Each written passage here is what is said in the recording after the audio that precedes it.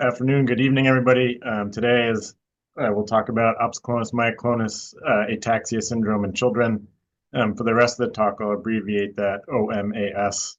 And my subtitle would be Recognizing and Treating OMAS to Improve Outcomes Without a Biomarker Yet.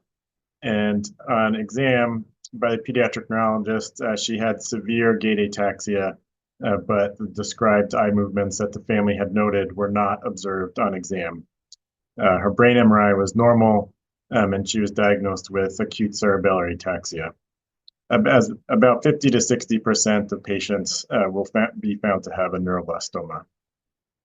So again, 3 out of 4 get you the diagnosis. So these are I summed up 2 studies which looked at 77 children treated with rituximab, and 43% developed hypogammaglobulinemia. Not all of those patients required preventive prophylactic IVIG, but some do.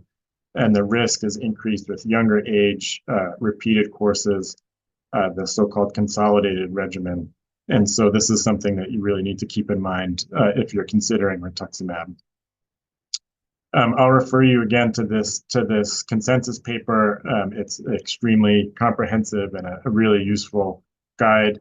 And then just kind of a teaser, which is this descriptive paper of our registry that just outlines the history of it, how we developed it, and our future directions.